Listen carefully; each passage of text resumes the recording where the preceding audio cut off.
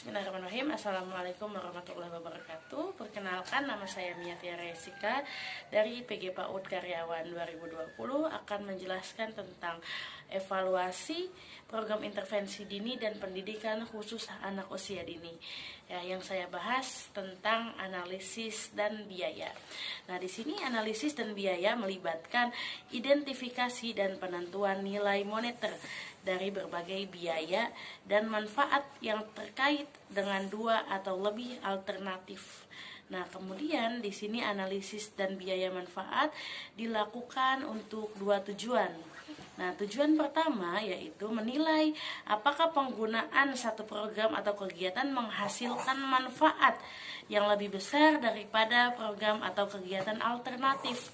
Kemudian yang kedua, seseorang juga dapat membandingkan proyek tertentu versus pilihan untuk membuat perubahan atau tidak melakukan apa-apa. Ya, kemudian dalam metodenya analisis dan biaya dibagi menjadi 6 langkah. Langkah yang pertama, mendefinisikan tujuan proyek paling mudah dilakukan untuk tujuan organisasi. Kemudian langkah kedua, mengidentifikasikan alternatif yang akan dievaluasi.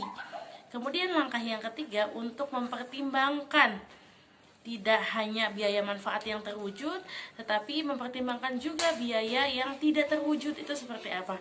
Kemudian langkah yang keempat, mungkin yang paling sulit nih dalam melakukan analisis biaya dan manfaat,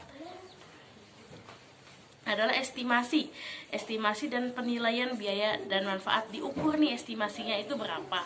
Kemudian langkah yang kelima, langkah ini juga sulit gitu ya, karena berkaitan perubahan nilai-nilai dari waktu ke waktu. Jadi analisisnya itu dinilai dari waktu ke waktu seperti itu. Kemudian langkah yang terakhir, langkah yang terakhir ini langkah yang keenam, dibangun atas informasi. Jadi dikumpulkan dari informasi kelima langkah tadi, kemudian dikumpulkan menjadi langkah yang keenam seperti itu. Baik, adapun kekuatan dan kelemahan dalam analisis biaya. Jadi dalam program intervensi anak usia dini ini, kekuatan utamanya memiliki analisis biaya dan manfaat. Kemudian mengetahui informasi ini dapat membantu kebijakan dalam menentukan tingkat pendanaan yang dibutuhkan. Kemudian kekurangannya pernah diteliti nih dalam sebuah studi di Chicago Parent Child Center untuk keluarga yang kurang beruntung secara ekonomi. Jadi penelitian ini sekitar tahun 1980 dan 2004. Jadi orang yang kekurangan ekonominya cenderung tidak dipertahankan di dalam kelas atau di dalam sekolah. Itu kekurangan dari program intervensi anak usia dini. Seperti itu.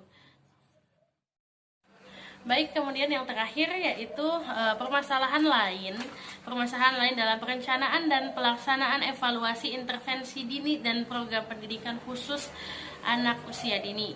Jadi dalam hal ini terlalu sering program anak usia dini ini melakukan evaluasinya karena kebutuhan eksternal, bukan karena kebutuhan yang nyata gitu. Jadi karena kebutuhan eksternal gitu ya.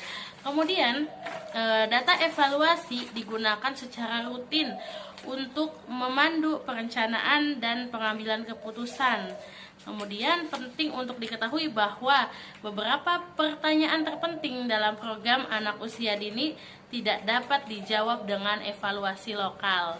Gitu. Kemudian singkatnya, dalam beberapa tahun terakhir, evaluasi pendidikan anak usia dini sangat didominasi oleh tuntutan akuntabilitas, berfokus pada kepatuhan terhadap peraturan dan penilaian hasil anak. Jadi fokusnya hanya peraturan dan penilaian hasil anak saja, terutama ukuran akademis dan kognitif gitu.